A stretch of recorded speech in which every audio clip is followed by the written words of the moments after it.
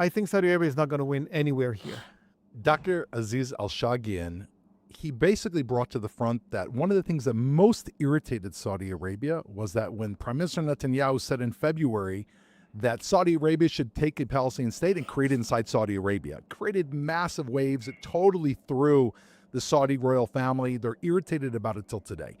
And, I'm imagining the Abraham Accords after Iran, right? It could be in 2 weeks. It could be in 2 months. They're going to be sitting around the table and they're going to say, without the division of Jerusalem, again, Saudi Arabia's plan calls for a Palestinian state living in peace with Israel, including East Jerusalem. They're going to sit there with President Trump, with Israel. They're going to say exactly what you just said. They're going to say, listen, the street, we are limited in power because of the Muslim Brotherhood growing influence over our street. We can't move forward without a Palestinian state. What's to prevent President Trump from simply saying, okay, Israel, it's time to make the deal? President Trump doesn't believe in the Palestinians nor in a Palestinian state. The question can be in the next president. With Trump, there's no option for that, and you can see what he's doing now. He's announcing the Abraham Accords with Kazakhstan. I think Indonesia will join that. It's supposed to happen in the next couple of weeks, months. I don't know. It's been a long time since the conversations, but it will happen eventually. I think more closely to the November elections. We just got a deal with Somaliland. That's an alternative to Saudi Arabia on the Bab el-Mandeb Straits. So Israel's building its alternatives.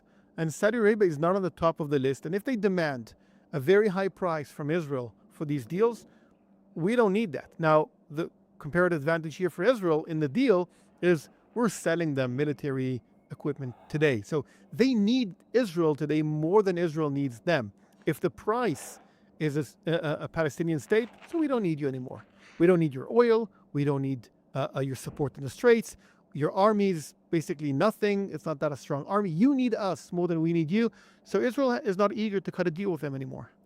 If Israel goes to the Abraham Accords, I would hope that when Saudi Arabia says divide Jerusalem and create a Palestinian state, Israel will have people there that will say, I'm sorry, we're the inheritors of Abraham, Isaac, and Jacob. This land was given to us, given to Abraham, Isaac, and Jacob. You're asking us to divide Jerusalem, our holy capital?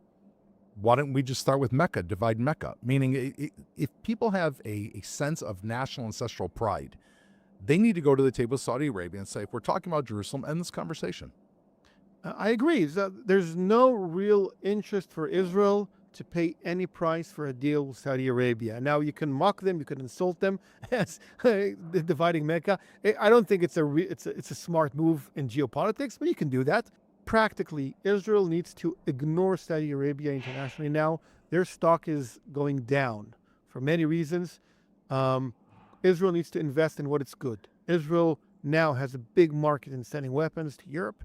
Israel needs to strengthen its army and project power in the Middle East as much as possible. Prepare for another round with Gaza, with Lebanon, maybe with Iran, and look to the future with the Sunni enemy called Turkey, Qatar, Egypt. That's where Israel needs to be today, and definitely building its economy. Saudi Arabia doesn't fit in all that math. Going deep inside